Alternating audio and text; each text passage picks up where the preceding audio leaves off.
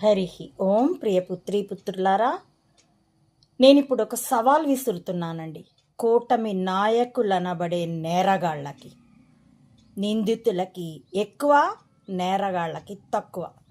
ఆ 56 అంగుళాల ఛాతీగల అవతార పురుషుడు విశ్వగురు మోడీ సహా, చంబా సహా పొట్టకుండేసుకొని పిచ్చి కేకలు వేస్తూ తిరుగుతున్న పొలిటికల్ కమేడియన్ పీకే సనాతనికి సహా అందరికీ నేను ఒక సవాల్ విసురుతున్నాను. మోడీ, జమిలీ ఎన్నికలంటూ గంతులు వేయడం కాదు, నీకు దమ్ముంటే, నిజంగా పురుషుడివే అయితే, చంబా నిజంగా మగాడివే అయితే, ఇదే మాటలు కదా మీరు అంటూ ఉన్నారు, అవే మాటలు ప్రయోగిస్తున్నాను. నిజంగా మీ దగ్గర సామర్థ్యమే ఉంటే, దమ్ము ఉంటే, జమిలీ ఎన్నికల తర్వాత అసలు బ్యాలెట్ ఎన్నికలు, ఓటరు కార్డుకి ఆధార్ని లింకప్ చేసి నిర్వహించగల దమ్ముందా? దమ్ము ఉంటే చూపించండి. అప్పుడు ప్రజా బలమేమిటో చూపిస్తాం. మీకు ప్రజాస్వామ్యం అంటే ఏమిటో కూడా అర్థం చేస్తాం. ప్లాన్ బి, డ్రామాలో ప్లాన్ బి.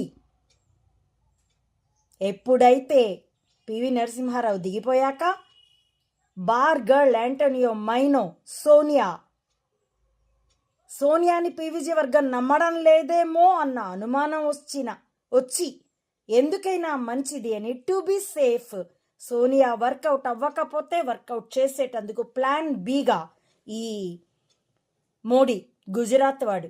అందుకే 1996లో పీవీజీ దిగిపోతే 98లో ఇతడు హఠాత్తుగా రేస్ చేయబడ్డాడు. 2001 కల్లా కేశుభాయ్ పటేల్ వ్యూహాత్మక తప్పిదం చేస్తే పార్లమెంట్లో అసెంబ్లీలోనో బయట ఏదో రాంగ్ స్టేట్మెంట్ ఇచ్చాడు, క్షమాపణలు చెప్పుకోవాల్సి వచ్చింది, గగ్గోలయ్యింది. వ్యూహాత్మక తప్పిదం చేసి అతడు తొలగింపబడి ఆ స్థానంలోకి ఈ మోడీ అన్నవాడు వచ్చాడు. తదుపరి 6 నెలల్లో ఎక్కడో గెలిచాడో లేకపోతే ముందు గెలుచున్నాడో, మొత్తానికి మాత్రం 98లో అతడు అతడికి హైప్ ఇవ్వబడితే 2001 కల్లా సీఎం ఆఫ్ గుజరాత్, తర్వాత 2 సార్లు గెలిచి 3 పర్యాయాలు సీఎం ఆఫ్ గుజరాత్, ఇప్పుడు 3వ పర్యాయం పిఎం ఆఫ్ ఇండియా.